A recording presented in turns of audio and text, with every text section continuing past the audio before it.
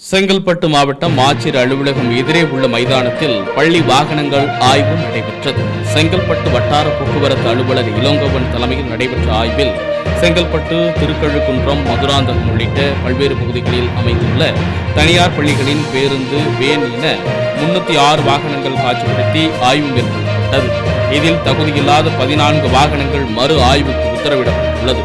ஆய்வின் போது செங்கல்பட்டு மாவட்ட ஆட்சியர் அருண்ராஜ் அவர்கள் பள்ளி வாகனங்களில் தீ ஏற்பட்டால் கருவியை பயன்படுத்தி தீயை அணைக்கும் முறைகள், வேக கட்டுப்பாடு கருவி பொருத்தப்பட்டுள்ளதா, அனைத்து வசதிகளும் முறையாக உள்ளதா என ஓட்டுநர்களிடமும் அதிகாரிகளிடமும் கேட்டறிந்தார். பின்பு வாகனத்தை ஆட்சியர் ஓட்டுநரின் இருக்கையில் அமர்ந்து வாகனத்தை இயக்கினார். அதனைத் தொடர்ந்து செங்கல்பட்டு மோட்டார் வாகன ஆய்வாளர் அமிதா பானு அவர்கள் பேருந்துகளை இயக்கி ஆய்வு மேற்கொண்டார். அரசு நியூஸ் செய்திகளுக்காக செங்கல்பட்டிலிருந்து செய்தியாளர் ஆனந்த். அன்றாடம் நடக்கும் செய்திகளை உடனுக்குடன் தெரிந்து கொள்ள உங்கள் அரசு நியூஸ் சேனலை சப்ஸ்கிரைப் பண்ணுங்க.